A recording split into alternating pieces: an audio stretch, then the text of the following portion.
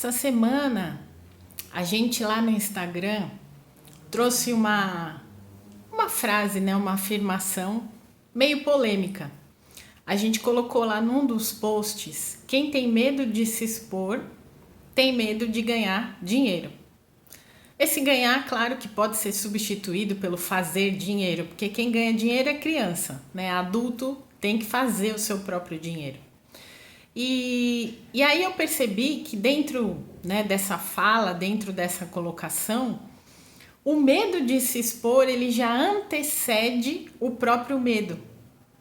Porque dentro do grupo também de WhatsApp que a gente tem, que a gente fala sobre inteligência emocional todos os dias, a gente colocou uma enquete quando a gente lançou esse post para ver a dinâmica dentro do grupo, né?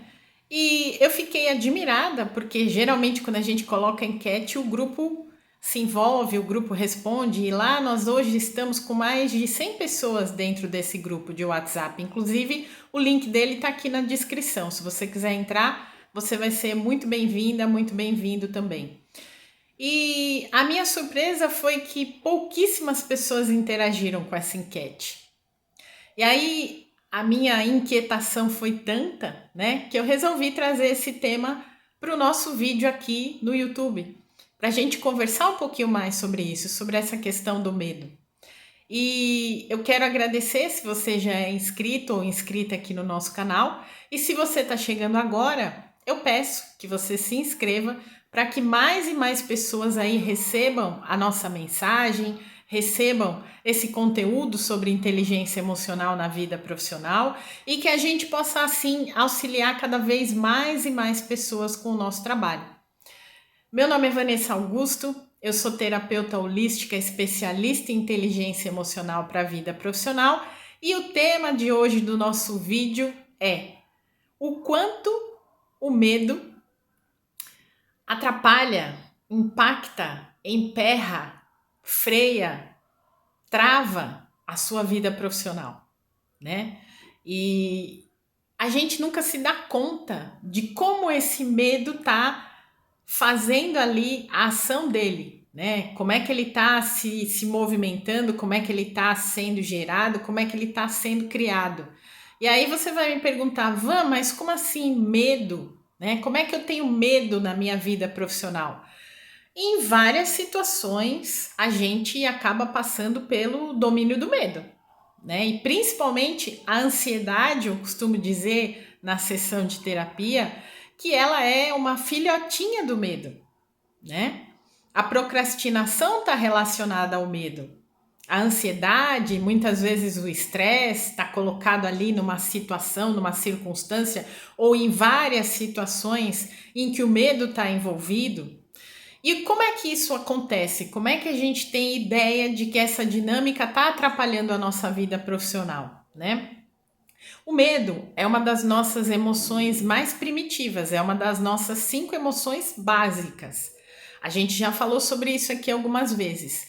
E ele age no sentido de que, assim, tudo aquilo que se coloca de forma desconhecida para nós, de certa forma, lá no fundinho, no inconsciente, no subconsciente, a gente projeta como algo ameaçador, como algo nocivo.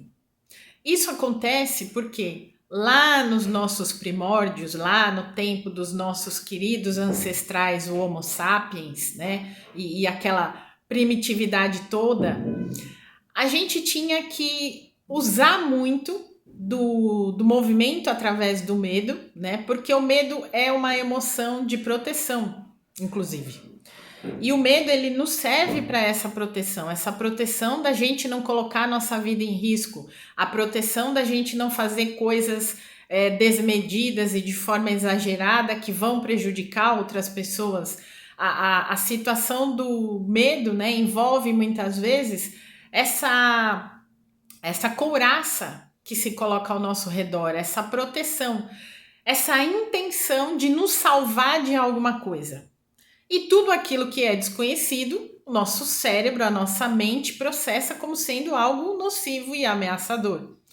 Então, em várias situações e por conta de várias outras informações, para cada pessoa o medo é processado também de forma diferente, então a gente não pode generalizar nesse caso, porque para muitas pessoas o medo ele dispara uma reação automática. Ele pode disparar um grito, ele pode disparar um tapa, ele pode disparar um empurrão, ele pode disparar um chute, dependendo de como a pessoa ali se sente ameaçada, o medo ele vai se posicionar de uma forma diferente. Para outras pessoas, e aí uma grande maioria das pessoas, o medo entra nessa posição de trava, de segurar, né, de conter a pessoa. Então, um exemplo que a gente pode trazer é quando uma pessoa é assaltada, por exemplo, na rua. Assaltada, mas não com violência, né? A pessoa tá andando na rua, coisa que às vezes acontece, e ela tá usando uma corrente, a pessoa vem e puxa aquela corrente dela e sai correndo. Para algumas pessoas, o intuito vai ser de sair correndo atrás da pessoa para recuperar a corrente. Para outras, a pessoa vai ficar lá, paralisada, estática, tentando entender o que aconteceu, sentindo aquela dor, né, do movimento aqui no pescoço, tentando processar, tentando entender até cair a ficha de que isso aconteceu. Para outras pessoas, a reação do medo vai ser chorar. Chorar, tremer, ficar mais assustada ainda, ter nessa sensação de insegurança, né? A vontade de gritar para alguém ajudar, para alguém salvar, e aí começar a chorar. Então, esse processo emocional, ele é muito peculiar para cada uma das pessoas. A gente está aqui trazendo um formato, né, de como o medo pode nos atrapalhar, nesse sentido de quando ele cria uma trava dentro de situações que não são reais. A situação do assalto, ela pode ser real, pode realmente ter acontecido ali de fato, é uma história que aconteceu, né? A pessoa vivenciou aquela violência. Só que a gente tem uma tendência a mentalmente fazer projeções de histórias que muitas vezes se conectam a contextos parecidos. Ainda puxando esse gancho do assalto, tem a crença, né, de que, por exemplo, São Paulo é uma cidade violenta, o Rio de Janeiro é uma cidade violenta, Salvador é uma cidade violenta, as grandes capitais do Brasil são cidades violentas. E outro dia até, inclusive, eu conversando com uma cliente minha lá da Suíça, ela era portuguesa, mas ela reside na Suíça. E aí ela me contava que lá ela tinha acesso a alguns noticiários do Brasil. E quando ela via os noticiários do Brasil, ela via muito essa coisa da violência nas cidades aqui, o que trazia para ela um grande medo de vir visitar o país. Ela até comentou comigo, ela falou assim, eu acho o Brasil um lugar lindíssimo, maravilhoso. Eu amo viajar pelo mundo, sempre que eu posso eu tô viajando, né? Tô saindo aqui da Suíça e indo conhecer outros lugares.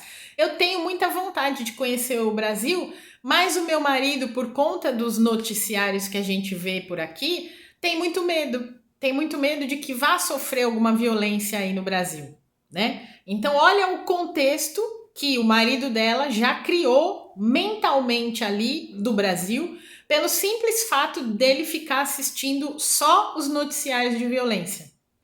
O Brasil é só violência? Quando a gente generaliza, a gente perde muito dentro desse contexto, né? E uma coisa que os noticiários, principalmente os sensacionalistas, amam trabalhar é justamente essa questão do medo.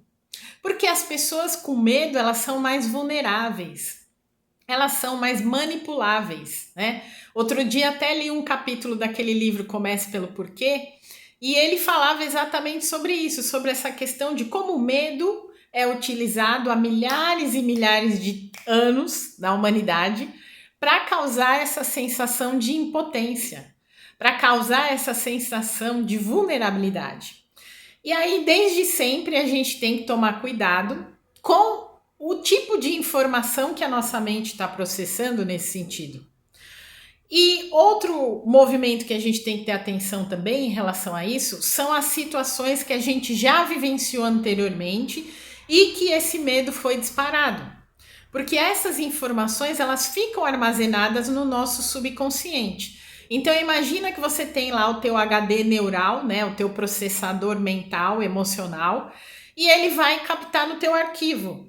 Quando você foi passar na última vez por um processo seletivo na empresa X, você não passou no processo seletivo porque tinha a pessoa Y lá que era uma mulher assim, assim, assado, e ela tinha estudado assim, assim, assado, e agora você vai passar por um outro processo seletivo e você está concorrendo à vaga com outra mulher, e aí você já fica com medo.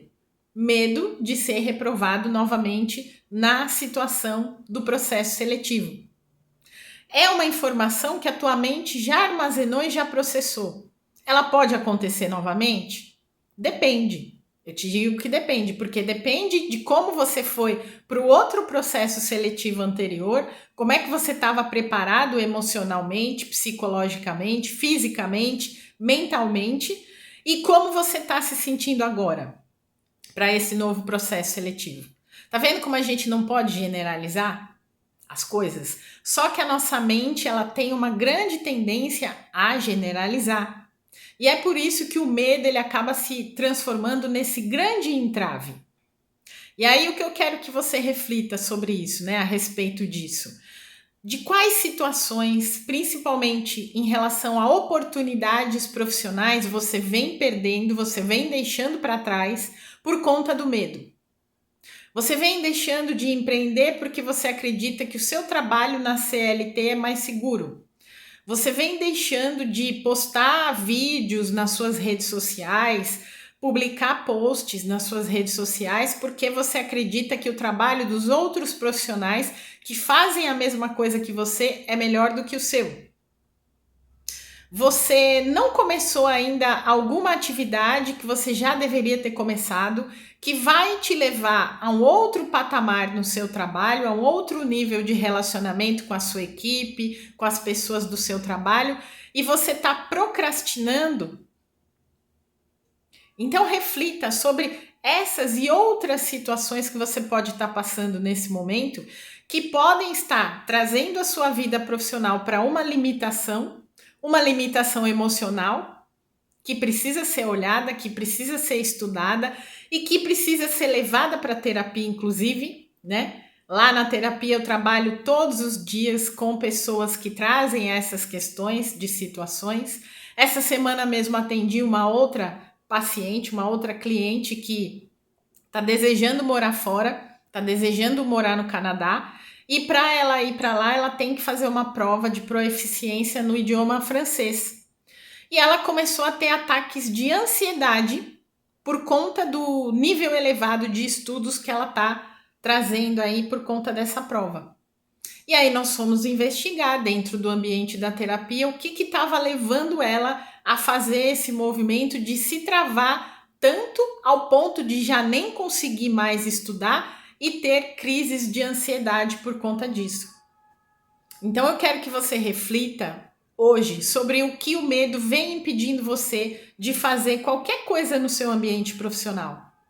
E se você precisar de um auxílio terapêutico, principalmente o auxílio terapêutico holístico, que vai tratar você no físico, no emocional, no mental e no espiritual, sem ser vinculado a qualquer tipo de questão religiosa, mas o espiritual, quando a gente fala, e a gente vai trazer mais desse tema aqui para frente, é você como parte de um todo maior, de uma ambiência maior, de um lugar maior, chamado planeta Terra, um contexto chamado humanidade, é sobre isso, né?